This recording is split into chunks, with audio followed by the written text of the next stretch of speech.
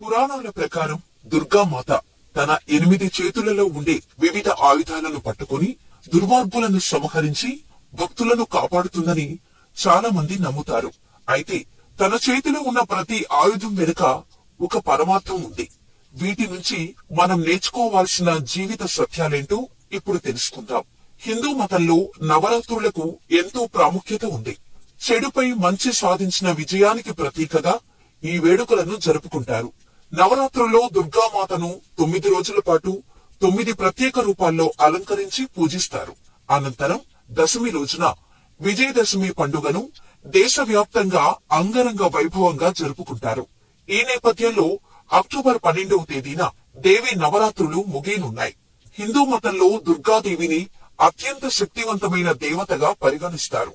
ఈ దేవత దుష్ట శక్తులను నాశనం చేసి రాక్షసులను సంహరిస్తుంది, ప్రభువులను రక్షిస్తుంది. ఈ అమ్మవారికి 8 చేతులు ఉంటాయి. సింహంపై స్వారీ చేస్తుంది. అమ్మవారి అష్టాయుధాలు కొన్ని శక్తులకు ప్రతీక. ఇవి మనకు జీవిత సత్యాల గురించి తెలియచేస్తాయి. ఆ విశేషాలేంటో ఇప్పుడు తెలుసుకుందాం. దుర్గామాత తన ఎడమ చేతిలో ఎగువ భాగంలో శంఖాన్ని పట్టుకొని ఉంటుంది.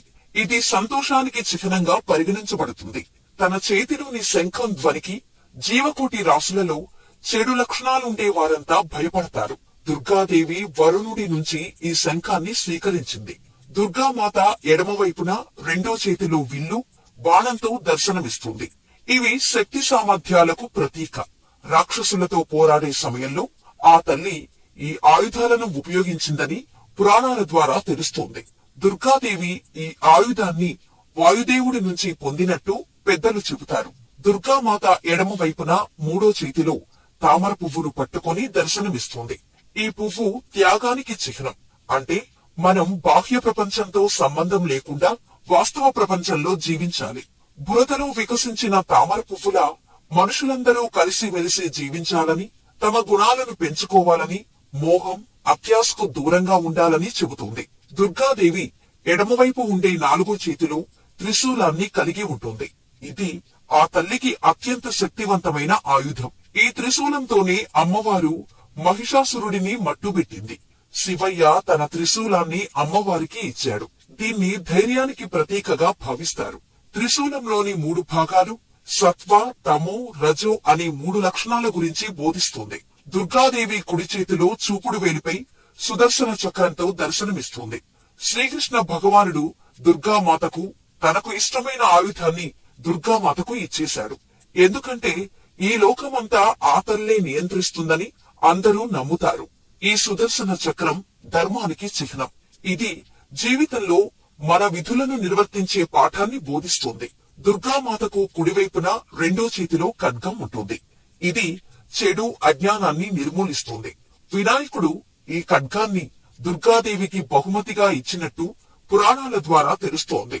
దుర్గామాత కుడివైపున 3వ చేతిలో గదను కలిగి ఉంటుంది. దుర్గాదేవికి ఈ ఆయుధాన్ని యమధర్మరాజు ఇచ్చినట్టు చెబుతారు. ఈ ఆయుధాన్ని కళానందం అంటారు. ఇది బలం, విధేయత, ప్రేమ, భక్తికి ప్రతీకగా భావిస్తారు. దుర్గామాత ఒక చేత్తో భక్తులను అనుగ్రహిస్తుంది. అలా అనుగ్రహించే తల్లి చేతిలో ఓం గుర్తును మనం గమనించవచ్చు. ఓం అంటే భగవంతుని జ్ఞానం మనలో ప్రవేశిస్తుంది. ఎందుకంటే సర్వశక్తులు అందులోనే ఉన్నాయని శాస్త్రాల ద్వారా తెలుస్తోంది. ఈ ఆయుధాలు మాత్రమే కాకుండా ఆదిపరాశక్తి అయిన ఈ దేవి సింహంపై స్వారీ చేస్తారు. క్రూరత్వం, హింసాత్మక ఘటనలకు సింహాన్ని ప్రతీకగా భావిస్తారు. అలాంటి సింహంపై స్వారీ చేయటం వల్ల దూకుడు, ఇతర ధోరణులను నియంత్రించే శక్తి తనకు ఉందని అందరికీ తెలియచేస్తారు.